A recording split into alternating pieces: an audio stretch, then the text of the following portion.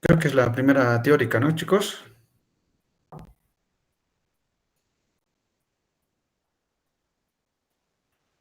Hola, hola. Sí, doctor. Buenas tardes, se le escucha. Ah, Es ya. la primera teoría. Ya, solamente necesito inaugurar entonces con el doctor X. Ya. Vamos a empezar refiriéndonos a este método complementario, ¿no? Que es muy utilizado o es muy típico de nosotros los gastroenterólogos, ¿no? Para los que no me conocen, yo soy gastroenterólogo con más de 10 años de experiencia, pues y obviamente yo me dedico a a utilizar este tipo de instrumentos, ¿no? Viene a ser un examen complementario, pues ideal para el gastroenterólogo, así como lo es, digamos, hoy en día ya la ecografía abdominal para muchas especialidades, ¿no? Como por ejemplo, bueno, lo ideal es que lo haga un imagenólogo especialista, ¿no? Pero la tendencia a nivel mundial hoy en día es que varias especialidades como ginecología, por ejemplo, medicina interna, medicina familiar o emergenciología, están empezando a utilizar lo que es la ecografía, ¿no? Hablando de un método complementario extra, ¿no? Que también se complementa dentro de la evaluación del paciente con patología de enfermedad abdominal, ¿ya? En este caso vamos a hablar de lo que es la endoscopía del tubo digestivo, ¿ya? Ustedes como futuros médicos generales, ¿no? No van a ser especialistas todavía de nada, ¿no? Tienen que terminar primero la carrera, avanzar el internado, titularse, sacar matrículas y demás. De ahí ya posteriormente, ¿no? Postular un examen y ver qué les gusta. Entonces, por ende, ahora ustedes tienen esa obligación, por lo menos que conozcan estas pruebas diagnósticas, saber sus indicaciones y contraindicaciones, por lo menos que es el propósito del tema, ¿ya? El endoscopio, pues como vemos aquí en la imagen, es un aparato bastante complejo, está formado por tres partes principales, una unidad de control, que es este cabezal que están viendo aquí, la parte más ancha en la foto, la caña cuerpo, que es la parte larga, ¿no? Que es una forma tubular, y la parte distal o la parte más distal del equipo, que es el extremo distal flexible, se llama. En esta unidad de control, ¿no? Dependiendo del tipo de endoscopio, porque hay dos tipos que manejamos hoy en día, ¿no? Unos menos que otros. Esta es la imagen de un fibroendoscopio, ¿ya? Y más adelantito vamos a ver la imagen de un videoendoscopio, que es lo que generalmente usamos la mayoría de los gastroenterólogos, ¿ya? Entonces, en esta unidad de control tenemos se ve el ocular, ¿ya? Que en el esquema vamos a ver mejor el ocular, que viene aquí como un lente muy parecido a que tenemos en nuestros microscopios, ¿no ven? Que han hecho en prácticas de histología, supongo. Los controles de flexiones son estas dos rueditas, ¿ya? Que direccionan la punta hacia arriba, abajo, derecha, izquierda. Aquí, entrada de canal de biopsias, ven esta pequeña tapita que estamos mostrando aquí, ¿no? Por debajo, ¿ya? Esta es una entrada en canal de biopsia y después tenemos botones de aspiración e insuflado. Nosotros cuando hacemos endoscopía metemos aire, ¿ya? Distendemos el estómago, es una cavidad virtual porque está colapsada así, es igual que la vagina, ¿no? Que una vez que entra aire o contenido, pues recién se vuelve una cavidad real, ¿no? Por eso es una cavidad virtual. Entonces nosotros metemos aire para revisar mejor todas las partes del estómago, ¿ya? Después, todo este equipo está unido por este extremo, no se ve bien, vamos a ver mejor después en una imagen, a una fuente de luz, ¿ya? A una fuente de luz e insuflación de aire y agua, ¿ya?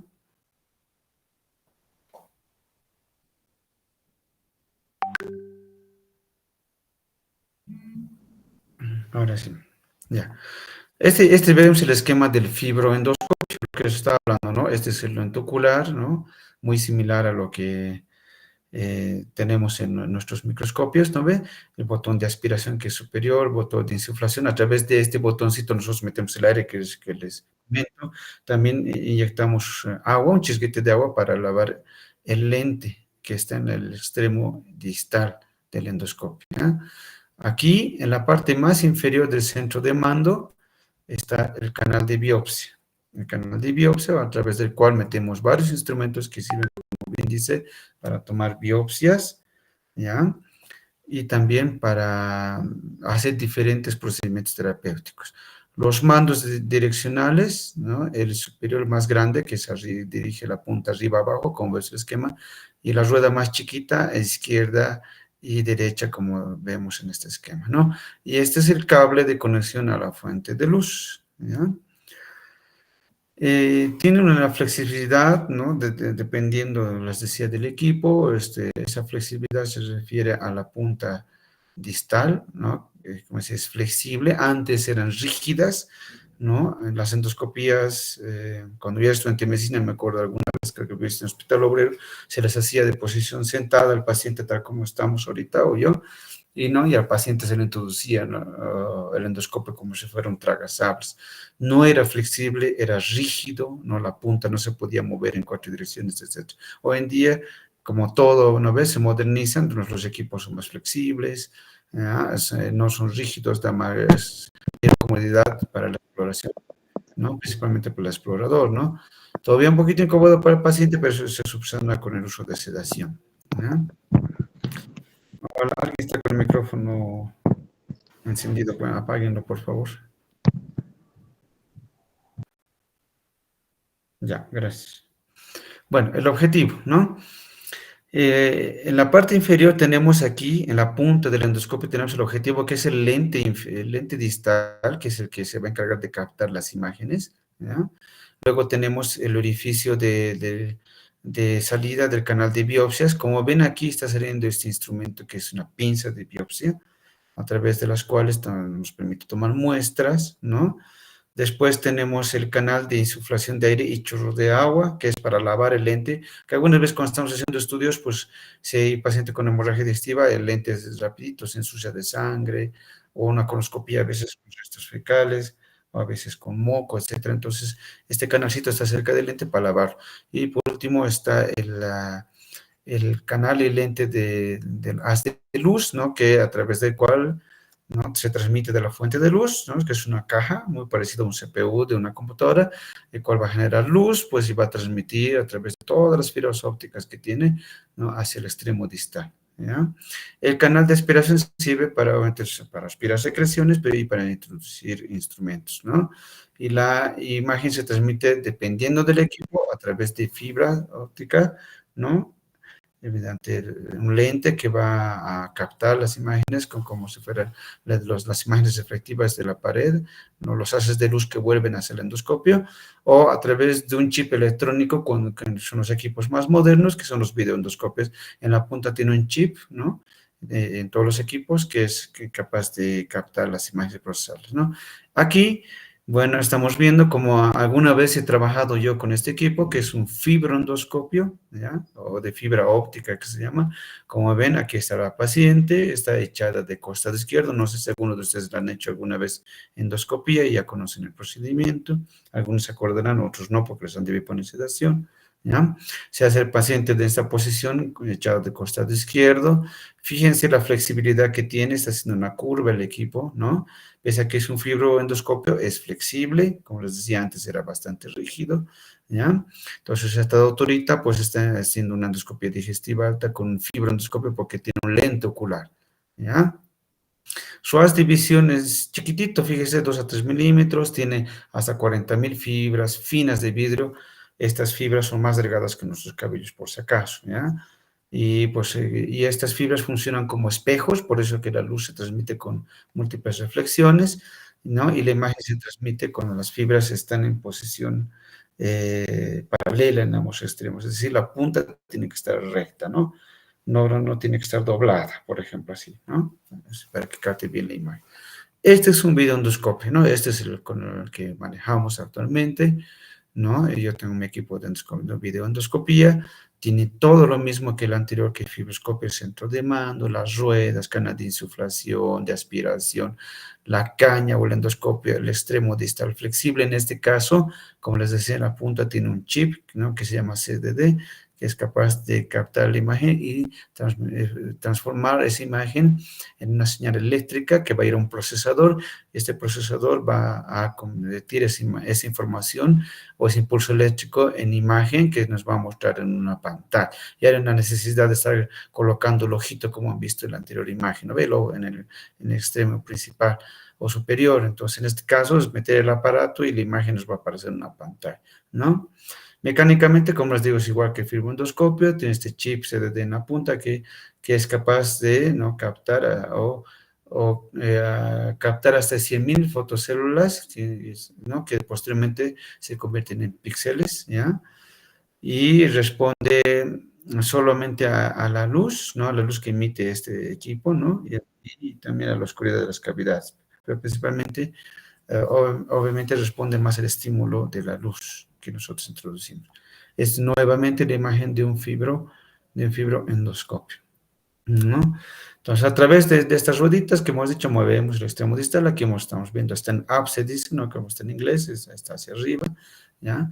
Fíjense, aquí está el fibroendoscopio conectado, este es el cable, ¿no?, que conecta la fuente de luz, y aquí ven, ¿no?, el extremo distal está emitiendo un haz de luz, ¿no?, así medio triangular, si se dan cuenta, ¿no? Y fíjense, es lo más potente, ¿ya? Y la punta está doblada, ¿no?, está flexionada, ¿ya? Los canales de instrumentos o canal de biopsia tienen un diámetro de hasta 3 milímetros de diámetro, fíjense, es chiquito, ¿no?, el tamaño de un lunar si quieren, el tamaño de, o sea, ¿no?, empieza aquí, ¿no ven?, el extremo principal y termina obviamente en la punta del endoscopio, ¿no? Sé que tiene un canal, un huequito, ¿no?, corre en toda la caña del endoscopio y a través del cual, fíjense arribita, ¿no?, por ahí se ha empezado a introducir la pinza de biopsia, que este es el extremo para maniobrar la pinza, ¿no? Este aparatito se empuja, se jala para que se abra y se cierren estas valvas de la pinza, ¿no? Permite el paso de finos accesorios como esta pinza de biopsia, también otros instrumentos como pinzas o cepillos de citología, son cepillitos, ¿no? Bien parecidos a los cepillos que usamos para limpiar nuestro inodoro, ¿no? Pero del tamaño para este endoscopio es milimétrico, chiquito, ¿ya? Agujas para hacer tratamientos, escleroterapias y haces de polipectomía. Más adelante os voy a mostrar cómo se ve una polipectomía. Después, bueno, aparte de que nos permite tomar biopsias, ese canal nos permite también hacer tratamientos como extraer cuerpos extraños. Lo más raro, digamos, que habíamos sacado, ¿qué cosa habrá sido? Pues, no sé, eh, bueno, lo más habitual son huesos de pollo, o huesos de pescado no se ven porque son delgados y se hunden y se pierden. Los huesos de pollo, a veces huesos de res o con pedazos de carne que se obtienen en el esófago. Obviamente lo más grave y peligroso en la edad pediátrica es la ingesta de las pilas botón, ¿no? O canicas, etcétera, ¿no? O sea que tiene bastante cuidado con los niños. Nos permite también ese tratamiento para extraer pólipos, que son lesiones bien parecidas a estas. Estos son pólipos, pero así se puede ver a veces un pólipo, que son lesiones preneoplásticas, ¿no? Y lo mejor es quitarlas para que evitar un cáncer, ¿no? Entonces, hacemos también infiltración de lesiones sangrantes, y en este caso las imágenes que vemos en el dibujo, en el esquema y en la foto endoscópica, tratar varices esofágicas en los pacientes con cirrosis. Relativamente sencillo, pero obviamente requiere de experiencia para hacer esto. El esquema, fíjense, aquí está el endoscopio, esta imagen negra, y en la punta tiene este dispositivo, ¿ya?, que se llama capuchón, y alrededor del capuchón, fíjense, estas bandas azules son ligas, ¿no?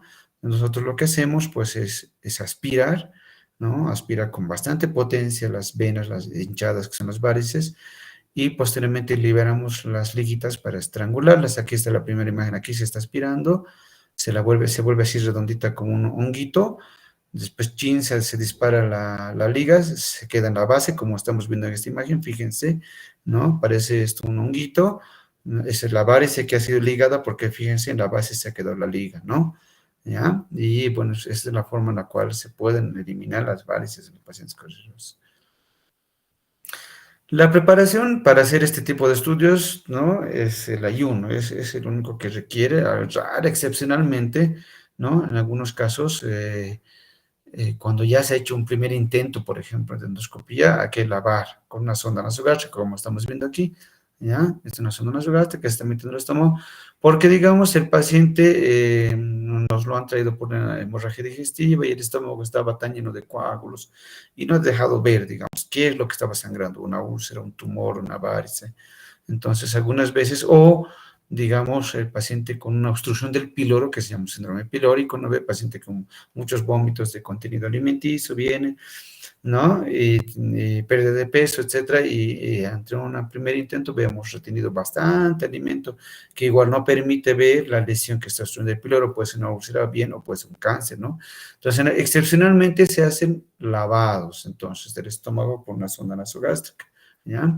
Pero en general, en la mayoría de las personas, pues, en primera instancia, ¿no? Lo que hay que hacer es explicarle en qué consiste esta prueba. Es una prueba invasiva porque se le va a introducir al interior de su cuerpo en vivo, en su cadáver, en personas vivas, hacemos esto, ¿no?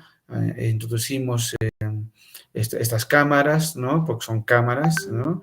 En las cavidades para explorar nuestros órganos y muchos le tienen miedo, ¿no? Los digo seguro los que a los o a las que les han hecho endoscopia alguna vez ya saben, ¿no? Que genera mucha ansiedad, mucho temor, porque les hablan, ¿no? De que te puede dar cáncer, vienen, ¿no? Con esos cuentos los pacientes, de que a mi compadre le han hecho y le ha aparecido cáncer después, ¿no? De que puede sangrar el estómago, puede perforarse, de que puede sangrar el estómago, puede perforarse, sí, es cierto, son complicaciones que pueden pasar, ¿no? O por varios factores, pero principalmente puede ser por inexperiencia del operador, ¿no?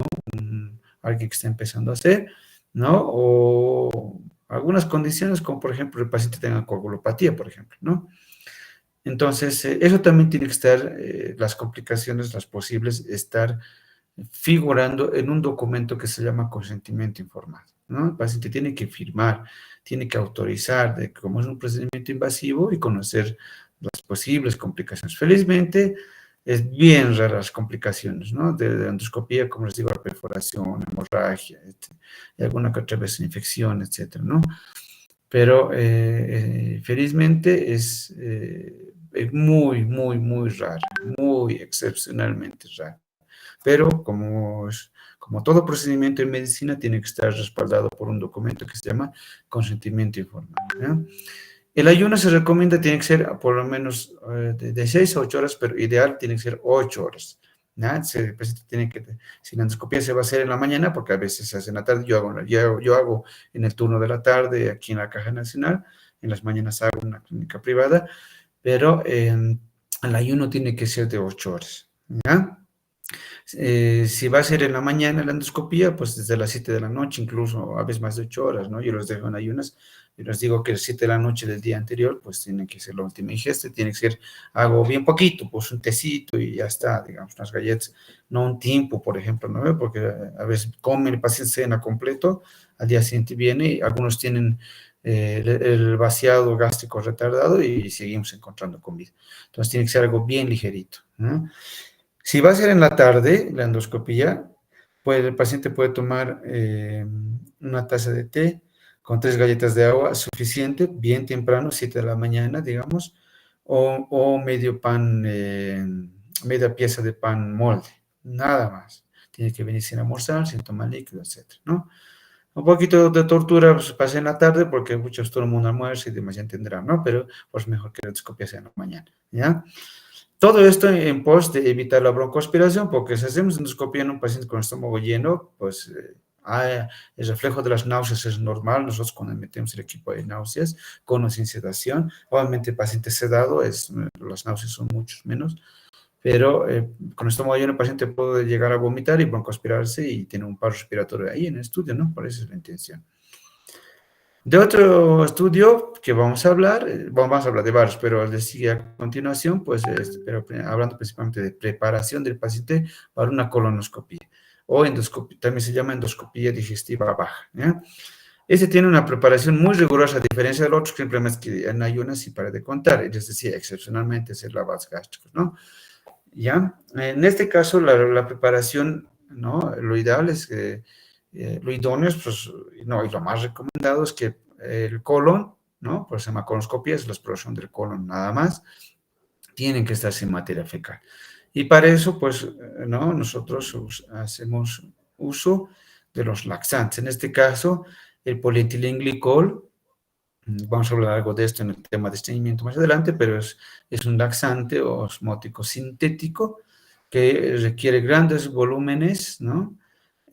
más o menos prepararlo en 3 a 4 litros, imagínense, harto. El paciente tiene que tomar esa cantidad de estos son sobrecitos que son laxantes, ¿ya? Que sirve para estreñidos, pero principalmente en esa cantidad, ¿no? Tienen que se la utiliza para preparar para una colonoscopia, ¿no? Este polietilenglicol, por ejemplo, es ideal para pacientes con problemas renales, con insuficiencia cardíaca y ascitis, porque no genera retención de líquido. Es les decía, un laxante osmótico sintético que no se absorbe. Entonces, como no se absorbe, no va a provocar edemas o descompensar a la paciente con falla renal, etc. ¿No? El problema es que es mal tolerado por el alto volumen, ¿no? 3 litros, tomar 3 litros, a veces decimos, ¿no? Recomendamos a la gente 2 litros. ¿Alguien ha intentado alguna vez tomar 2 litros en un día? Claro, en el resto del día, claro, si lo acabas, pero el paciente tiene que terminarlo en 1 o 2 horas máximo, ¿no? Entonces es un poquito, genera malestar por eso, ¿no? Pero tiene buenos resultados. Tenemos otras soluciones, por ejemplo, las sales sódicas, para la redundancia, bueno, las sales sí, de sodio, y los azúcares no absorbibles, ¿ya? En este caso la lactulosa, por ejemplo. ¿Ya? Aquí tenemos el fosfato de sodio, ambas son hipertónicas, entonces son laxantes osmóticos, como son hipertónicas, van a subir la osmolaridad en la luz del intestino, van a hacer que secrete o van a jalar agua, ¿no? De la luz intestinal y por ende pues van a provocar diarrea. Está contraindicado en los casos anteriores, falla renal, insuficiencia cardíaca, en ascitis, ¿no? Porque esto sí puede depletarse y generar serios problemas, pueden descompensarlos, podemos exacerbar la insuficiencia renal, ¿no? Podemos exacerbar la falla cardíaca, etcétera, ¿no? Principalmente las sales más que todo, más que la lactulosa sí es mejor tolerada. Las sales porque como son sales, claro, aunque sean hiperosmóticas, sí pueden llegar a absorberse en cierta cantidad, pasar a lumen y por ende pues generar más sobrecarga, ¿no? El paciente con falla renal, cardíaca y ascitis, la característica en común de estos pacientes es que retienen sal o sodio, ¿no? Entonces, incrementarle más sodio, lo vamos a demasiar más al paciente. La ventaja es que son mayores tolerantes, ¿no? Principalmente la lactulosa, ¿no? A algunos no les gusta mucho el dulce, ¿no? Y, bueno, les provoca vómitos algunas veces. Hay alguna premedicación, pues, que se usa en estos casos, ahora hablando de la endoscopia digestiva alta, también se llama esófago-gastroduodenoscopía o endoscopia digestiva alta, nada más, ¿no?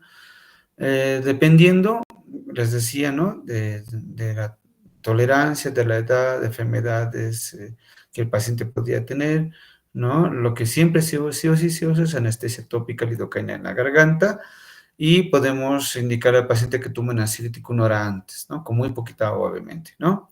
Un alprazolam, por ejemplo, media pastillita, un 0,25 miligramos, ¿ya? O lo mejor, lo ideal es que sea una sedación consciente controlada, endovenosa, que eso lo hace un anestesiólogo, ¿ya? Entonces nosotros a veces con el paciente es muy nervioso, ya me han hecho antes, no me gusta y demás, y que sí necesitamos, por ejemplo, saber, porque tiene paciente sangrado, tiene sospecha de cáncer y hay que hacerlo sí o sí, entonces se usa la sedación, ¿no? Y llamamos a anestesiólogo que nos ayuda. Cuando se usa la sedación, sí o sí el paciente tiene que estar oxigenado y de a la mano tienen que estar siempre los antídotos, ¿no? Que pueden contrarrestar el efecto de los ansiolíticos, como el flumazenil, por ejemplo, ¿no? En caso de las benzodiazepinas. En la colonoscopía sí o sí se hace con sedación. Eso es obligatorio porque es un estudio más moroso, doloroso, ¿no? Porque las flexuras del colon y su meso están bastante inervado y el paciente le duele. Entonces, sí o sí tiene que ser bajo sedación profunda. Entonces, en este caso, sí o sí necesitamos un anestesiólogo a la mano, ¿ya? En algunos casos, a la transferencia de la endoscopia alta, a veces un ansiolítico, una pastillita ya es suficiente, lo toleran bien, ¿ya? Pero en la colonoscopia sí o sí es bajo sedación profunda, ¿no? Lo ideal es con el propósito de que la colonoscopia es un estudio difícil, es más difícil que con la angiopancreatografía, que vamos a ver más adelante, ¿no? Nos permite llegar hasta ciego. No es fácil llegar al ciego. Lo hace sí una persona con bastante experiencia. Felizmente puedo decir que lo hago en 10 minutos, digamos, ¿no? Antes, obviamente, no, pues era más inexperto, hacía más tiempo, pero bueno, hoy en día ya tenemos más experiencia, ¿no? Les decía, es doloroso por los estiramientos de los mesos, el medicamento ideal, pues, es el Propofol, ¿no? A goteo, que como les digo, lo hacen extensión. Aquí estamos viendo el caso de una endoscopia digestiva alta bajo sedación. Fíjense, les decía como hace rato, aquí primero estamos usando un videoendoscopio, bueno, no soy yo obviamente, pero bueno, les digo, ¿no? Se está usando aquí un videoendoscopio, el paciente echado en decúbito lateral izquierdo, en la boca un protector, una boquilla, similar a lo que usan los boxeadores, pero este sale hasta los labios, ¿no? Y fíjense, el endoscopista está introduciendo, vean la imagen, aquí una enfermera que siempre asiste, un auxiliar, y aquí, ¿no? Al lado del paciente, o abajito, si quieren, está el anestesiólogo que está administrando el medicamento, ¿no? El sedante, ¿ya? Entonces, es lo ideal hacerlo bajo sedación, es lo mejor, ¿no? Pero lamentablemente en algunos casos por falta de recursos de personal, falta de medicamentos y demás, la mayoría se hace solamente con anestesia tópica, ¿no? O porque muchos le tienen miedo a la sedación, tienen miedo a que no se van a despertar, ahora me va a pasar algo, escuchar cosas bacanas de la anestesia, puedo convulsionar, no quiero despierto nomás, me dicen, bueno, entonces la mayoría pues se anima a hacer así en vivo, como les decimos, con la anestesia local, y la mayoría tolera. Hay molestias como náuseas, ¿no? Es normal, a veces un poco de tos, ¿ya? Pero también hay que explicar al paciente que puede pasar eso, ¿no? Lo ideal, como les digo, si digamos, una vez trabajan ustedes en un hospital, que hay la opción de que la endoscopia se hace, pues eso es lo mejor, ¿no? Si el paciente es más de 55 años, tiene que tener una evaluación cardiológica, ¿no? Porque como los anestésicos, se acordarán, pues no tienen influencia sobre el ritmo cardíaco, ¿ya? Y bueno, pues esto es para el explorador, ¿no? Ahí se hace una exploración consecutiva en la faringe, el esófago, ver la coloración del epitelio, que es el blanco, no tiene que ver tumores, los vasitos, la unión esófago-gástrica que se llama línea Z, el cambio de epitelio en esófago, el estómago, ¿no? Normalmente en un paciente de consulta ambulatoria, el estómago tiene que estar con contenido claro, que es la saliva que vamos tragando en el día, le generamos tragamos 1,5 litros a 2 de saliva todos los días, ve los pliegues, la forma del fondo, el píloro, llegamos hasta la segunda porción del duodeno, más o menos, y este es el esquema, ¿ya? Entonces, aquí vamos viendo desde la faringe, la imagen, ¿no? Aquí ven faringe, la hipofaringe, porque estamos viendo la laringe, fíjense, las cuerdas vocales, ya que este músculo cricoides, que es donde está el esfínter esofágico superior. Posteriormente, la imagen esta es del esófago inferior. Esta es la famosa línea Z, lo que estoy dibujando o repasando ahorita con el puntero, ¿no? La línea Z, que es la transición entre lo más externo, que es el epitelio del esófago, y lo más interno, la mucosa del estómago, ¿no? Y esta línea, o aquí al final, ¿no? En el medio, esta imagen, ¿no? Lineal, es el esfínter esofágico inferior, ¿ya? Que se sitúa a nivel de lo que se llama el cardes, que es la primera porción del estómago. Luego vemos el techo del estómago. Primero vamos aquí, ¿no? Al cuerpo, porque entramos directamente con la endoscopia y vemos esta imagen inmediatamente. Aquí en el cuerpo estamos viendo los pliegues gástricos, ¿no? Que tienen esta forma, ¿no? Así como si fuera de cerebro, los pliegues del cerebro, o algún paciente me decía, tengo gusanos, doctor, he visto esas fotos, tengo gusanos grandes, me dice, no, son parte de su estómago, y les digo, los pliegues que nos ayudan con la digestión. Luego del cuerpo, del estómago, vamos a la parte más distal del estómago, que se llama antro, ¿no ve? Que es lisa, como se fijen, no tiene estos pliegues, ¿no? Y en el fondo se encuentra la válvula llamada píloro, ¿no? Que separa el estómago del duodeno.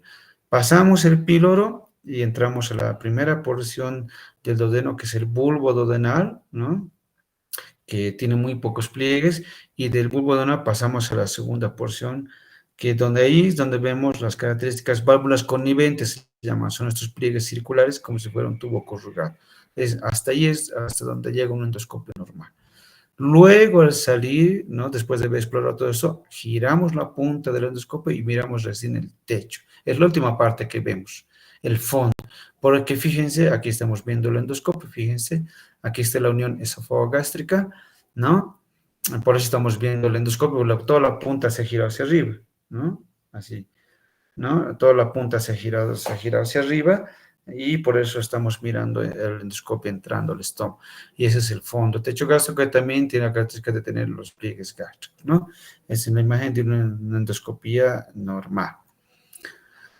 La colonoscopía es mucho más difícil, incluso que la RCP, ¿no? Que vamos a hablar más adelante, ¿ya? La inspección, bueno, la endoscopia es la inspección del esfínter, si hay hemorroides, fisuras, condilomas, bueno, a ver, a cualquier cosa que pueda dificultar la introducción, digamos, ¿no? Hacemos un tracto rectal, más que todo, uno, para valorar si hay tumores distales y dos, para ver si el paciente está bien preparado. Porque a veces meto el dedo, saco, está manchado con harta caca, no le hago, ¿no? Se suspende.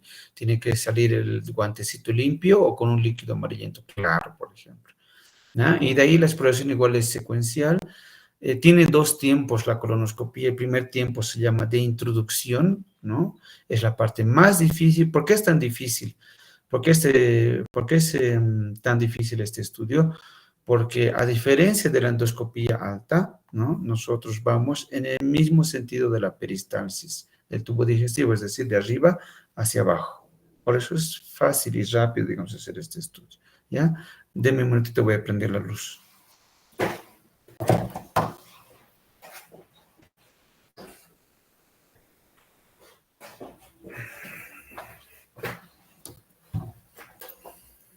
Bueno, y la colonoscopía es más difícil porque vamos en contra de la peristalsis, ¿no? Ustedes saben que la peristalsis empieza en el ciego y termina en el recto, y nosotros empezamos de abajo hacia arriba. Por eso es más difícil. Uno. Dos, fíjense las angulaciones y flexuras del sigmoides. Aquí en la altura, ya tenemos pues unos sigmoides, ¿no? Bien redundantes, grandes, y el transverso. Son las partes móviles del colon, ¿no? Entonces, y los mesos que están inervados, a veces a los pacientes incluso con sedación les dura un poquito, ¿ya? Entonces, la primera fase que es de introducción y la segunda fase, que es la más importante, es la de observaciones, cuando empezamos a retirar el endoscopio.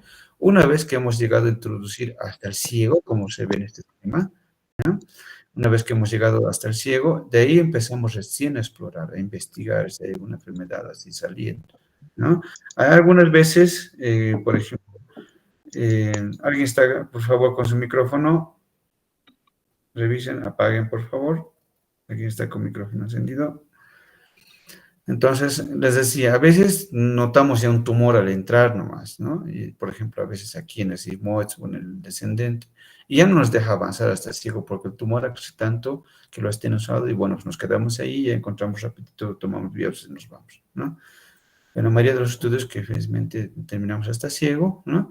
En la segunda parte que es la observación cuando vamos retirando. Y aquí, este es un esquema, fíjense, de un colon real, de una imagen contrastada radiológica que se llama colon por enema, o enema de Barrio también se llama esto, ¿no? Vemos los diferentes segmentos rapidito, aquí la ampolla rectal, esta flecha, aquí vemos el colon sigmoides, que es esta flecha, este es el descendente, fíjense el transverso, este seguro que es una persona delgada. ¿Por qué? Porque el transverso les cuelga así como una guirnalda. De los gorditos es así rectito, ¿no? Pero en los flaquitos, ¿no? Así nos cuelga como guirnalda. El transverso, vean, este es el ángulo esplénico porque está en relación al vaso. Aquí el ángulo hepático porque está en relación al hígado. Este es el colon ascendente que es más ancho, fíjense, y el ciego. Vean lo grande que es el ciego. Y aquí está el apéndice, si prestan atención, donde está el puntero, ahí está el apéndice más apintado. ¿Ya? Entonces, la exploración empieza aquí, pues, en ciego, ¿no? Una vez que hemos introducido todo, fíjense, todas esas fracturas, parece que caminan los yungas, ¿no ve? Por eso es pues, un cachito difícil también. Entonces, cuando llegamos al ciego, vemos la conclusión de las tres tenias, la imagen de la pata de gallo, nosotros la llamamos, ¿ya? Entonces, ya sabemos que estamos ahí, vemos la pensa, que es la válvula hidroseca, no se nota muy bien, pero bueno, esta es una imagen de ciego, vamos saliendo y vemos el colon ascendente, tiene esta forma semi-triangular. El colon transverso tiene una imagen más similar al triángulo, fíjense, tiene esta imagen triangular. El descendente ya tiene una forma más ovoidea, el sigmoides tiene una forma más redonda y la ampolla rectal se notan mucho más los vasos venitas aquí, no sé si notan, ¿no? Unas venitas azules y demás, ¿ya? Ese es un estudio de colonoscopia normal, el paciente está bien preparado, no hay heces fecales, hay un poco de líquido amarillento que a veces es normal, pero ya, nada más, no se ha visto ninguna alteración. Complicaciones hay que tener en cuenta como todo procedimiento y más que todo como es invasivo, hay que tener en cuenta que pueden tener reacciones de alergia, anafilaxia, puede ser en el caso de la sedación a los anestésicos, Otra complicación relacionada con los anestésicos es la depresión respiratoria, porque todos los sedantes anestésicos no deprimen la respiración, por eso sí o sí tiene que estar con oxígeno, con suero y con monitorización de la oxigenación. Por eso hay que monitorizar, ¿no? Con mínimo con estito o mejor con otro tipo de aparatos más complejos, ¿ya? El paciente puede broncoaspirarse, ¿no? Porque se inhibe todo con la sedación, incluso hasta el reflejo de los vómitos, que es un mecanismo de protección, está abolido.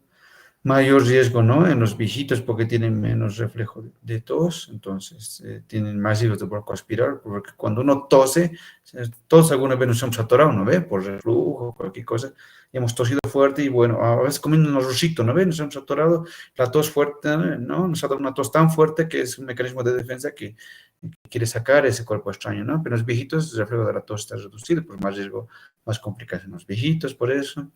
¿No? Y esta frecuencia, pues, felizmente es muy baja, menor al 1%, y la mortalidad también es baja, pero igual, ¿no? Hay que tomar en cuenta las complicaciones por la sedación. Peor si el paciente no está en ayunas, ¿no? Ya nos ha pasado. Señora, ¿no ha comido? O señor, ¿no ha comido? Sí, no ha comido nada. Ya. Se echa, entramos, la anestesia, el médico especialista, entramos, su estómago con sopa. Ups, a despertarlo urgente, ¿no? Un poco más a reprender al paciente, ¿ya?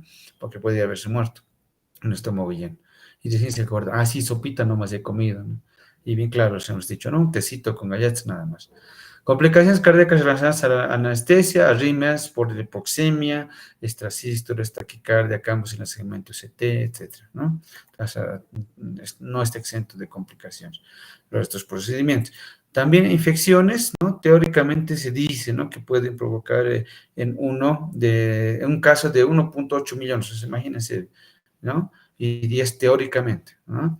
Pero, bueno, se dice, ¿no? Que los gérmenes implicados, ¿no? Que pueden estar, el paciente se puede contagiar por un endoscopio mal desinfectado, obviamente, pues es Salmonella, E. coli, Helicobacter pylori, Pseudomonas, Clostridium, virus de hepatitis B y C, que son los más graves, ¿no? Entonces, todo eso nosotros, por ejemplo, los gastroenterólogos, trabajamos con equipos, ya han visto, ¿no? Una enfermera ahí.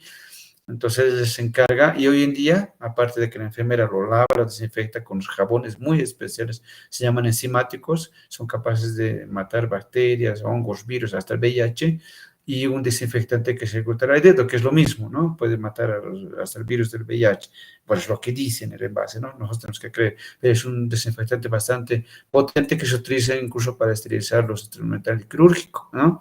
Y les decía, hoy en día tenemos incluso hasta lavadoras ya, lavadoras como las lavadoras novela, lavadoras de ropa, y hay unas lavadoras, unas máquinas igualitas, ¿no? La misma pinta tiene que para lavar endoscopios, ¿no? Que eso mejora un poquito mejor la profundidad y la calidad de la limpieza, ¿ya?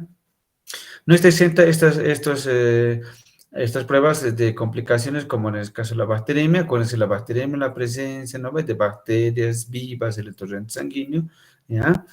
Y va a depender del procedimiento. Son muchos más en los procedimientos terapéuticos, ¿ya?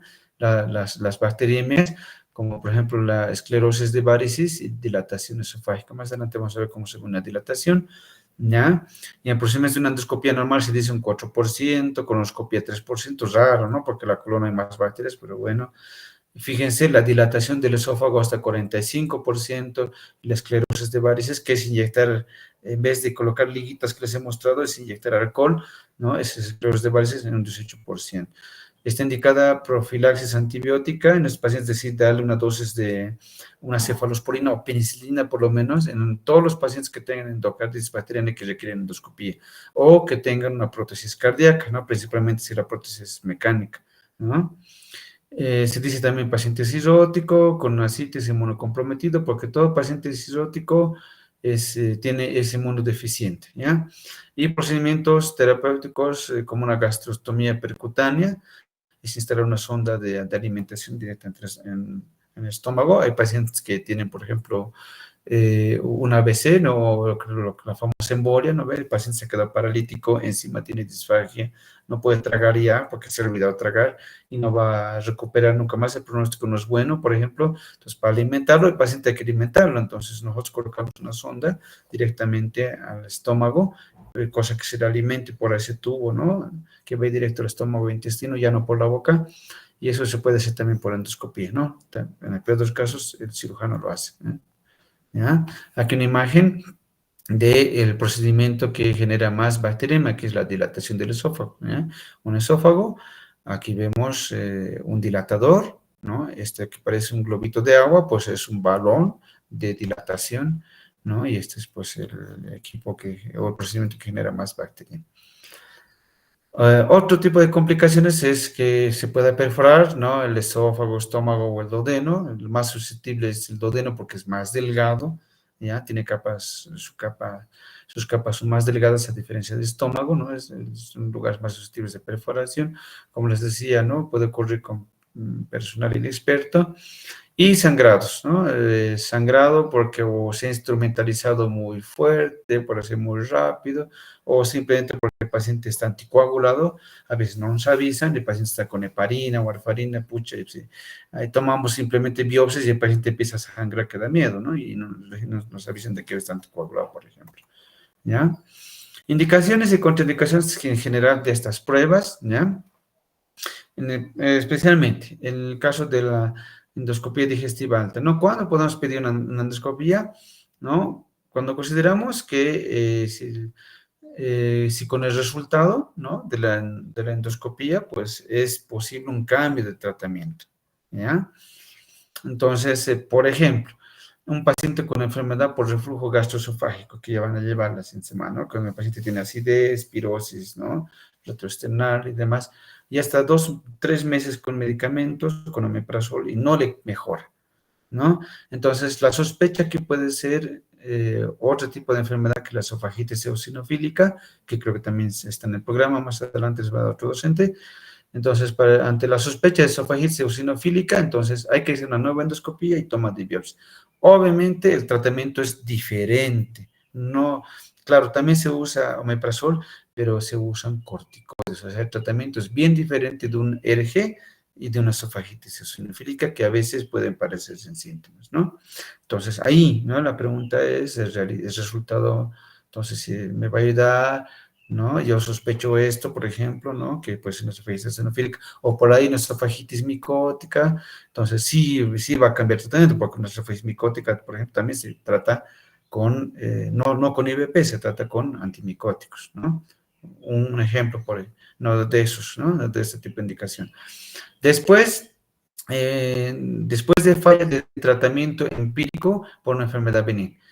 Volvemos al mismo caso de la alergia, por ejemplo, ¿no? La enfermedad por reflujo gastroesofágico, la acidez, le das tratamiento, el paciente no mejora, ¿no? Se le ha dado tratamiento empírico, o sea, no se le ha hecho endoscopia, ¿no? El señor viene acidez, le da, toma omeprazol o ranitidina, no mejoran 2 meses, o mes y medio, si quiere, ya. Es una enfermedad benigna, no hay signos de alarma, el paciente no vomita sangre, no baja de peso, bueno, pero igual le tengo que pedir una endoscopia porque ahora sí le tengo que saber qué está pasando. Puede ser, como les digo, una esofagitis eosinofílica, puede ser una esofagitis micótica, puede ser otro tipo de enfermedad, ¿ya? O en los casos de las gastritis, ¿no? Dolor en epigastrio, le hemos dado omeprazol y no le calma, le sigue le ardiendo la boquita del estómago, entonces, bueno, hay que hacerle una endoscopia. Después de fallo de tratamiento empírico, sí o sí hay que pedir, ¿no? Después de que un método inicial de evaluación, por ejemplo, un estudio radiológico contrastado, como el que hemos visto en el colon por enema, por ejemplo, nos ha mostrado algún resultado anormal en la forma, una estenosis del esófago, por ejemplo, ¿no? Entonces, si se ha hecho un estudio contrastado en el caso de disfagia, en un paciente que no puede tragar, ¿no? Entonces, primero se le ha hecho rayos X, le X ha mostrado una estenosis, entonces hay que meter la cámara a continuación a que sea endoscopía, porque esa estenosis puede ser por un cáncer, por ejemplo. La radiografía no te va a tomar biopsias, en cambio la endoscopía, sí, ¿ya?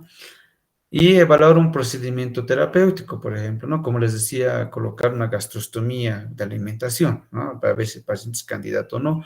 O en un paciente con cirrosis de reciente diagnóstico y le hacemos endoscopía para ver si tiene varices y si tiene varices es el momento de hacer el tratamiento, colocarle las ligas, ¿ya?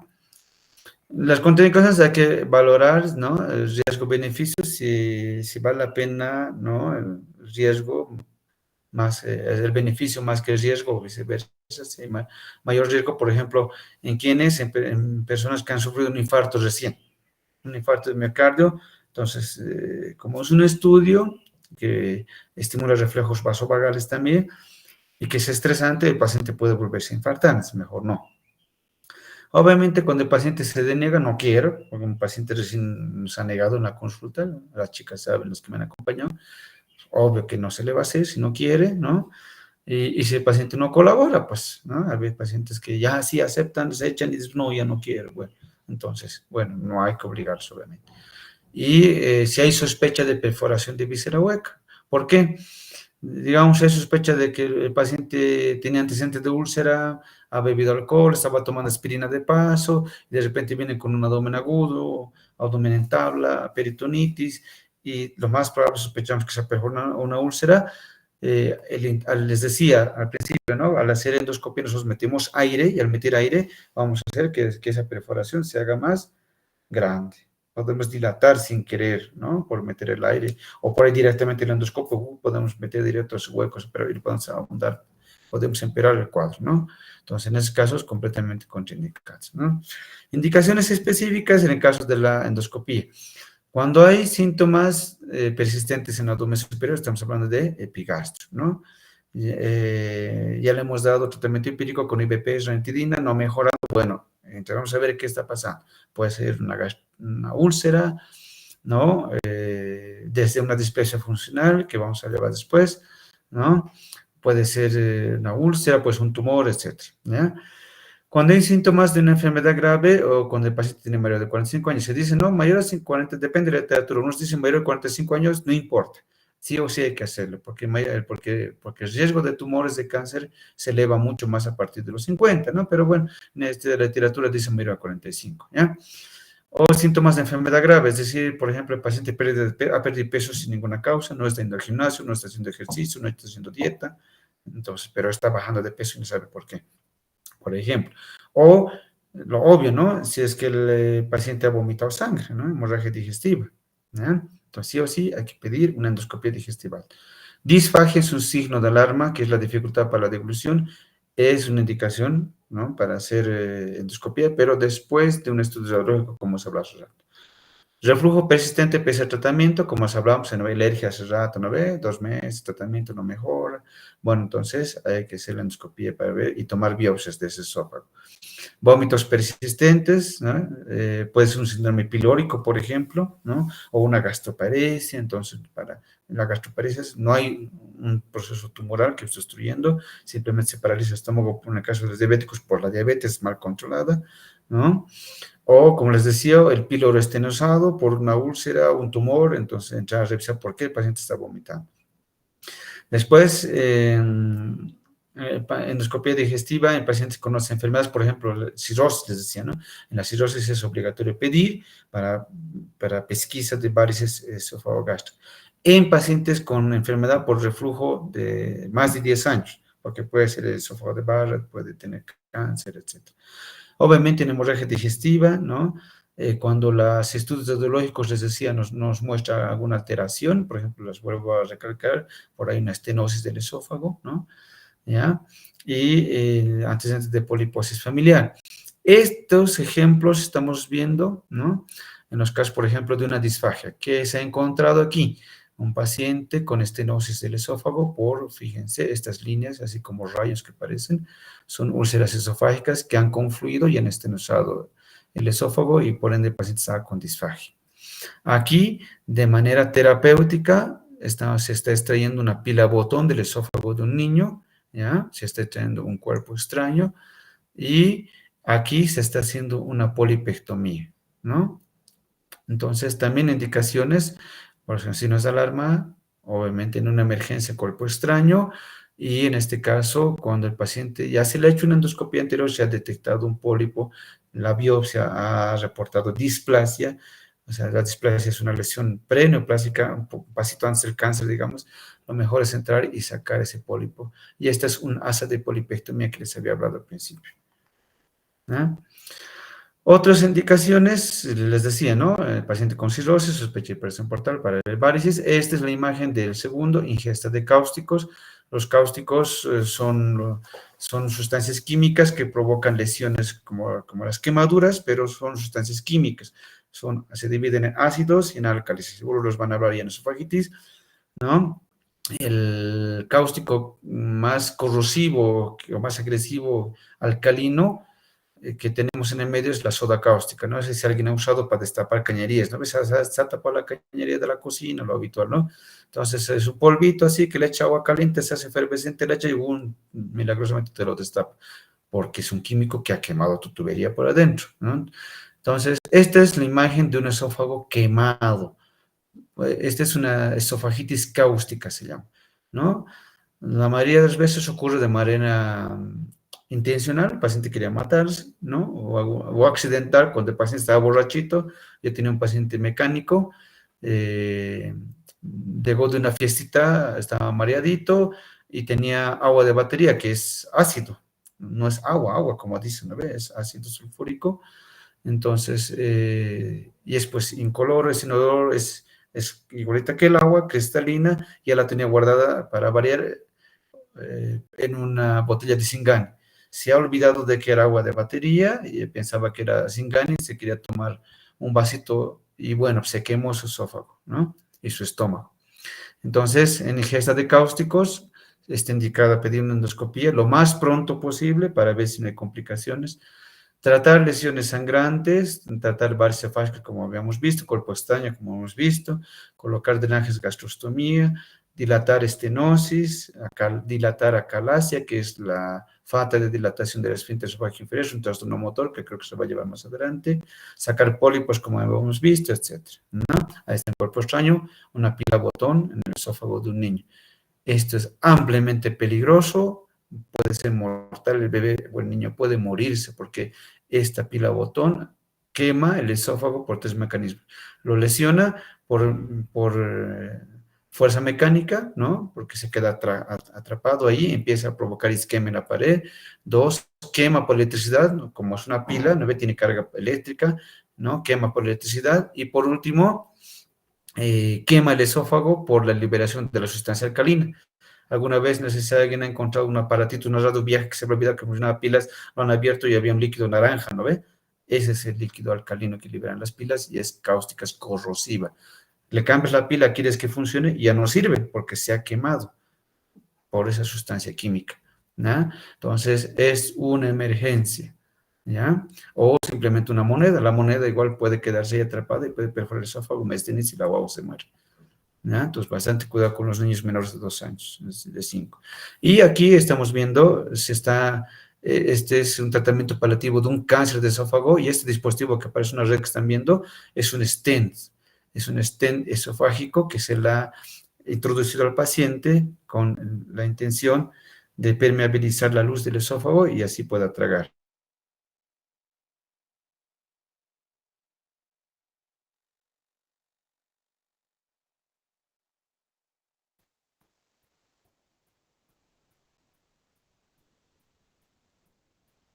Bueno, les decía, ¿no? Este stent metálico se introduce en un paciente con cáncer de esófago para permeabilizar la luz. Como se paliativo, no es curativo. El paciente no podía tragar, tenía disfagia por un cáncer y una vez introducido este stent en la prótesis, el paciente va a poder deglutir nuevamente y, como les repito, es paliativo, no es curativo. También se utiliza para vigilancia, se indica para vigilancia de patologías benignas, como por ejemplo, en este caso, esófago de Barrett. Esta es la imagen de esófago de Barrett, estas imágenes como dedos rosados irregulares que ven, esto es, así es como se ve endoscópicamente un esófago de Barrett. Lo que confirma es la biopsia que saca muestras de esto, ¿no? Y es una patología benigna, no significa cáncer, ¿no? Felizmente el cáncer de esófago asociado al Barrett es menor al 1%, pero, ¿no? Siempre hay que tener en cuenta en paciente con Barrett hacerle seguimiento, ¿no? Hacer endoscopías cada 6 meses, por ejemplo, ¿ya? La coloscopía. Para evaluar alteraciones en una radiografía previa, como ese colon por enema que les he mostrado, vuelvo una estenosis, que es lo más habitual, digamos. Una estenosis de colon por sospecha de cáncer, hay que hacerle una colonoscopía.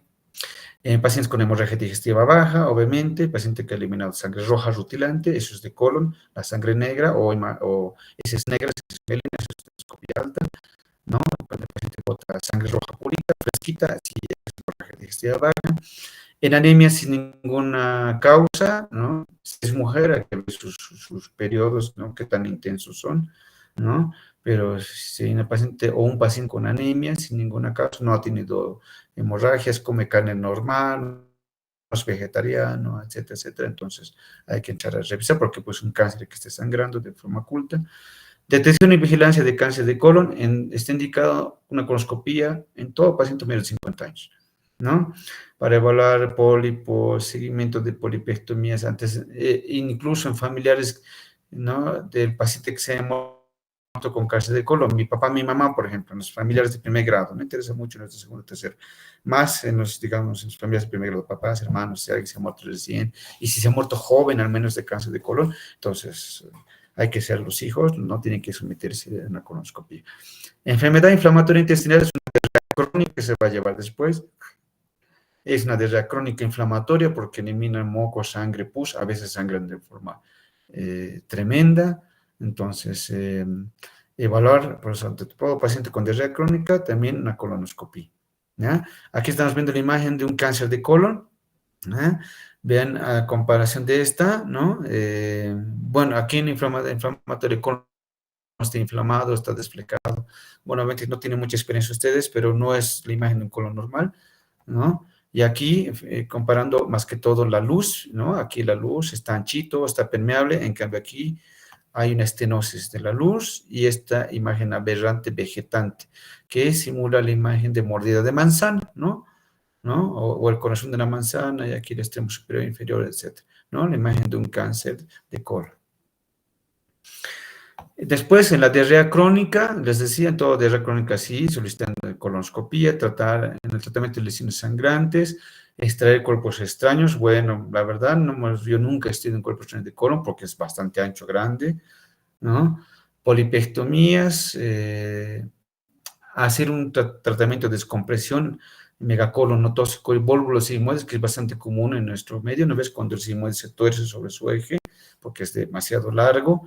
Dilatación de estenosis, tratamiento paliativo de neoplasias, marcación de neoplasias para que el cirujano oncólogo entre después, etcétera, ¿no? Y aquí creo que no se ha cargado un video que quería mostrarles, pero bueno. No está indicado, por ejemplo, colon irritable. Colon irritable, como se va a llevar más adelante, es una enfermedad benigna, es funcional, ocurre en mujeres bien jovencitas, tiene criterios bien establecidos y bueno, cuando tiene criterios bien definidos, etcétera, etcétera, todo coincide, el paciente no tiene signos de alarma, no ha bajado de peso, no ha sangrado, nada, entonces no hay por qué hacerle, pero muchos en la práctica no cumplen eso, les piden. Muchas veces, a veces para bajarle la ansiedad al paciente, nada más, porque son pacientes muy ansiosos. Diarrea aguda no amerita, salvo que tenga un sangrado muy importante, una diarrea aguda con mucho, mucho sangrado, sí, tal vez ahí, pero la mayoría de las diarreas agudas no sé por qué piden a veces. Búsqueda de un tumor primario cuando el paciente ya tiene metástasis, por ejemplo, me mandan pacientes con metástasis en pulmón, en hígado y buscar el primario. Bueno, los oncólogos hacen eso. La literatura dice que no hay que hacer eso, pero bueno, porque ya para qué. El paciente tiene metástasis y bueno, y a veces ni lo llegan a operar al paciente. Una vez casi se nos muere un paciente con cáncer ya. Ya tenía cáncer, ya tenía metástasis, me lo han mandado. Bueno, nosotros hemos hecho, porque habíamos hecho varias veces también, y casi se nos muere el paciente. Entonces, hemos rechazado hacerle también al paciente. Seguimiento de enfermedad inflamatoria intestinal, ¿no? Es decir, es pacientes con colitis ulcerosa, enfermedad de Crohn, que vamos a llevar mucho después, ¿ya? Salvo el tiempo de evolución, es decir, seguimiento sí en los pacientes que tengan más de 10 años, porque la enfermedad inflamatoria intestinal es un factor de riesgo para cáncer de colon. Entonces, aquellas personas que tengan más de 10 años de evolución de la enfermedad, hay que hacerles colonoscopia de control. En eso sí. Hemorragia digestiva, causa demostrada, el paciente está vomitando sangre, está vomitando tu cara sangre, ¿para qué le vas a pedir una colonoscopia? No, listo, ¿no ves? Es lógico. En casos de colitis fulminante, la colitis fulminante puede ocurrir en casos de una colitis membranosa, una enfermedad inflamatoria intestinal, es cuando el paciente tiene diarrea, mucha distensión, dolor abdominal, fiebre y se está hipotensando. Entonces, mejor no hacer. ¿ya? Imágenes rapiditas de la úlcera, de cómo se ve una úlcera gástrica, es una pérdida de sustancia, para adelantarme, ¿no? Toda úlcera es una pérdida de sustancia, en este caso la mucosa del estómago, ¿ya? Fíjense que ha dejado esta pérdida de este huequito, así que en este cráter por pérdida de sustancia, y el fondo está lleno de fibrina. Así se ve una úlcera en endoscopía. Varices esofágicas, no es muy fina la imagen, pero bueno, aquí vemos venas dilatadas, hinchadas, tortuosas, lo estoy repasando con el puntero, ¿ya? En un paciente con cirrosis. Bueno, ya han visto cómo se ven las varices ligadas, ¿no? Hace rato. Y aquí una imagen secuencial de polipectomías, ven, esto es un pólipo, una lesión prenoplásica, este es con su tallito, parece un honguito, hay pólipos planitos que así chiquititos se ven, pero estos sí o sí hay que sacarlos porque pueden convertirse en cáncer. Este es colon. Entonces, aquí se ha introducido a través del canal de biopsia una asa de polipectomía, parece un cabellito, ¿no ve? Pero bueno, es similar a los lazos que usan los vaqueros, ¿no ve? En el oriente, o en las películas, entonces se lo enlaza, se lo estrangula y se lo corta. Y fíjense, aquí está la base que ha quedado, donde estaba el pólipo, ya no hay pólipo, y aquí está el pólipo extraído, ¿ya? Repito para terminar, últimas pruebas complementarias que se usan. La cápsula endoscópica, como dicen, no, este es un dispositivo, es una cámara en forma de cápsula, es chiquitita, por eso se llama cápsula, ¿no? Que tiene un lente inalámbrico, ¿ya? De distancia, es decir, capta imágenes, ¿no? De manera inalámbrica, que la transmite a un aparato que el paciente lo tiene colgado por fuera de su cuerpo, ¿no? Tiene la capacidad, perdón, de obtener 2 imágenes por segundo de todo el tubo digestivo, desde la boca hasta el ano, desde que entra al cuerpo hasta que sale, porque el paciente tiene que defecar y eliminar la cápsula para que se analicen las imágenes, ¿no? Saca 2 fotos por segundo. Imagínense la cantidad de fotos que hay que analizar. Pero bueno, ¿no? Las imágenes se transmiten por radiotelemetría, ¿ya? Las transmite de manera inalámbrica, ¿no? Hacia un dispositivo que recibe las imágenes que está colgando en el cuerpo, por fuera del cuerpo del paciente, con una maletita, ¿ya? Está indicada principalmente para el estudio del sangrado del tracto digestivo oculto, ¿ya? Hay una prueba que se utiliza en pruebas de pesquisa de cáncer de colon que se llama sangre oculta análisis, que se hace en análisis fecales, o también está indicada en pacientes con anemia de ninguna causa, no, o sea, de causa no establecida. Y si la prueba de sangre oculta en ese da positivo, hay que hacer colonoscopía. Si la colonoscopía da sale negativa, una cápsula endoscópica, ¿no? Para que esta nos investiga todito el tubo digestivo. Como han visto, la limitante de la endoscopía alta llega solamente hasta la segunda porción del duodeno y la colonoscopía solo es para el colon. Entonces, para investigar el resto del intestino delgado principalmente, yeyuno e ilion, está la cápsula endoscópica, ¿no? Otras indicaciones para usar cápsula endoscópica, evaluar tumores del intestino delgado, ¿no? Y enfermedad de Crohn del intestino delgado, que es una enfermedad inflamatoria. Aquí estamos viendo un esquema de cómo actúa la cápsula endoscópica dentro del intestino, y aquí vemos un tumor de intestino delgado. La imagen es así circular, porque imagínense, el lente es chiquitito, microscópico, más chiquitito que el del endoscopio normal, deberá poder captar la imagen de un tumor en intestino delgado. Está contraindicado cuando sospecha de estenosis en cualquier parte del tubo digestivo, principalmente el esófago, porque se va a trancar y no va a entrar, ¿no? Va a provocar obstrucción o un cuadro de obstrucción intestinal parcial o total, ¿ya? Bueno, obviamente que les decía, ¿no? Sospecha de obstrucción intestinal delgado no hay que hacer. Contraindicaciones parciales en pacientes con demencia, porque los pacientes con demencia no tragan, no colaboran. Gastroparesia, porque si el estómago está paralizado, no va a progresar la cápsula, ¿no? Y presencia de marcapasos para que no interrumpa, ¿no? De manera electrónica o con sus pulsos electromagnéticos a marcapasos. Los pacientes con marcapasos no pueden someterse a cápsula endoscópica. Complicación, la más frecuente es que la cápsula se retenga en el cuerpo, a veces cuando hay estenosis, por ejemplo, cuando no se sabía, o cuando hay un tumor en el intestino delgado y pum, se ha quedado ahí, ¿no? Ya ocurre hasta en el 25% de los pacientes, pero muchas veces hay que esperar nomás días o darle laxantes para que el paciente elimine, y en el peor de los casos tienen que entrar a operarlo y sacarle la cápsula, ¿no? Porque si hay un tumor, por ejemplo, se ha obstruido ahí, pues va a generar obstrucción intestinal, náuseas, vómitos y demás. La colangiopancreatografía retrógrada endoscópica es un estudio mixto, es endoscópico radiológico. ¿Por qué se llama así?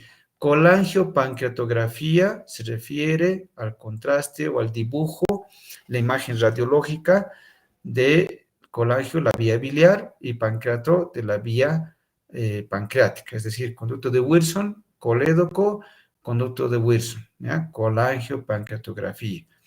Retrógrada porque si el método de contraste es un líquido que pinta la vía biliar y pancreática, se le inyecta de abajo hacia arriba, en contra del flujo de la bilis, por eso es retrógrada, y endoscópica porque este estudio se hace por endoscopía. La colangiopancreatografía también se puede hacer por otros métodos, por punción, por vía oral, etcétera, ¿no? Pero en este caso es endoscópica, ¿no? Nos sirve para evaluar a pacientes con sospecha de trastornos biliares, coledocolitiasis, por ejemplo, ictericia colestásica, pacientes con ictericia, coluria, cólea, con sospecha de coledocolitiasis, ¿ya?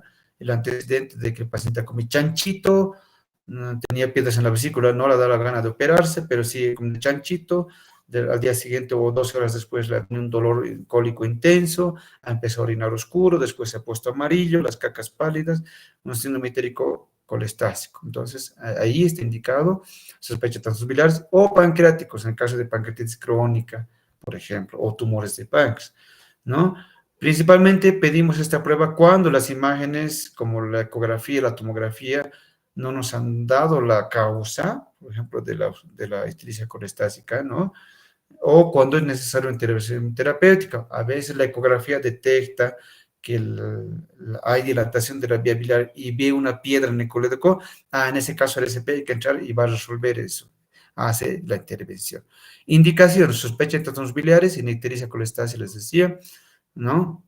Posteriores a colecistectomías también, quejas posterior a cirugía de la vesícula, colangitis aguda es la indicación de emergencia, la colangitis aguda, que es la infección de la vía biliar, la tríada de Charcot, es ictericia, dolor abdominal y fiebre, es colangitis aguda, pancreatitis aguda por cálculos biliares, les decía, la ecografía ha detectado dilatación vía biliar y cálculo en el colédoco, y el paciente tiene pancreatitis, acelera SP, evaluación de anomalías de la vía biliar, digamos, en una tomografía ha salido quiste de colédoco, por ejemplo, hay que hacer el SP, manometría del esfínter del Lode, que eso jamás he visto, pero es una indicación.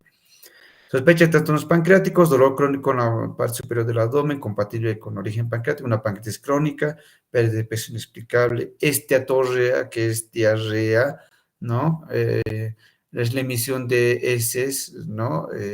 Con alto contenido de grasa, esteato es grasa, ¿no? Que es parte de los cuadros de mala absorción. Los cuadros de mala absorción es un mundo, una de las causas es la pancreatitis crónica. Pancreatitis recurrente de causa no filiable, evaluar anomalías pancreáticas, por ejemplo, un páncreas divisum, por ejemplo, en la tomografía, ¿no? Por ejemplo. Después,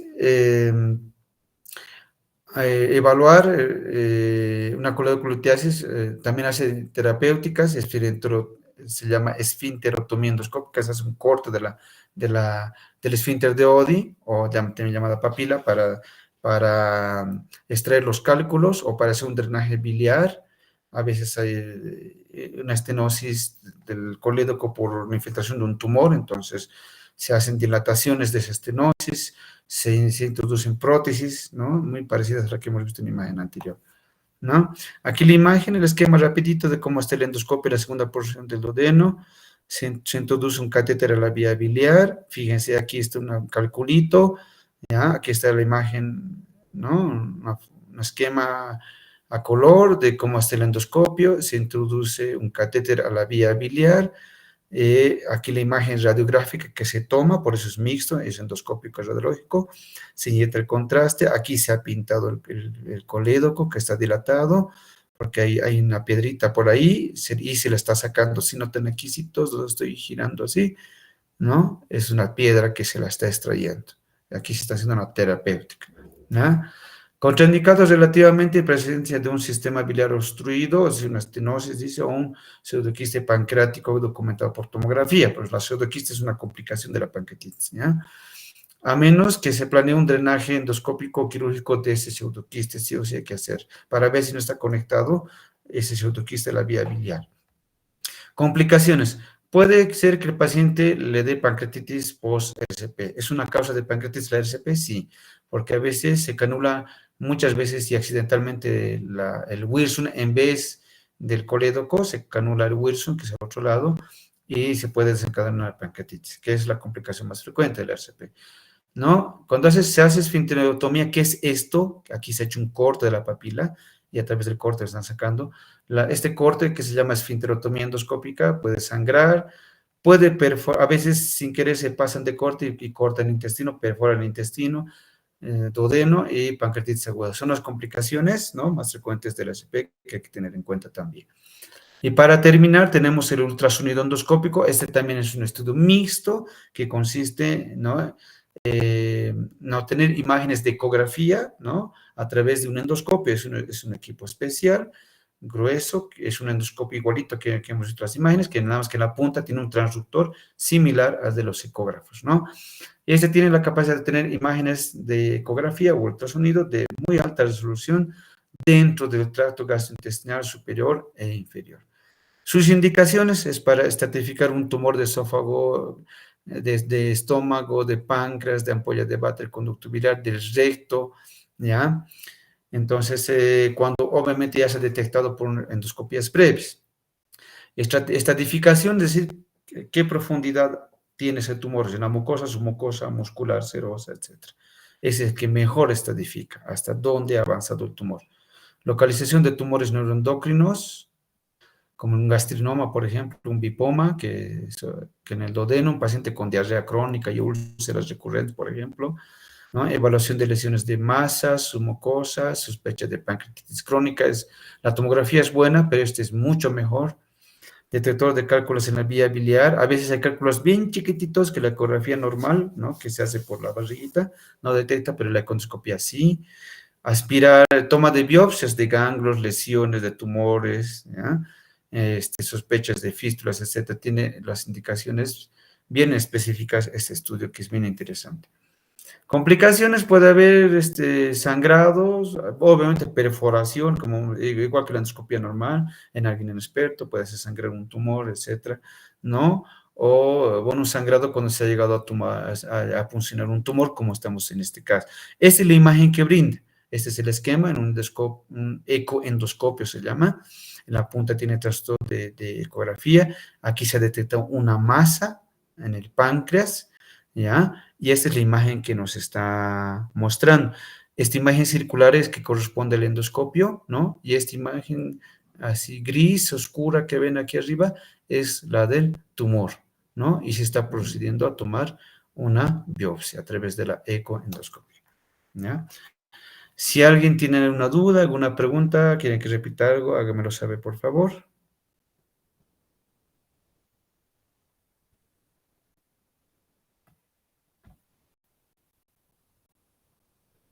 Bueno, si eso es todo, les agradezco la asistencia y ahí hasta otra oportunidad. Gracias, doctor. Hasta luego. Gracias, doctor. Gracias, doctor.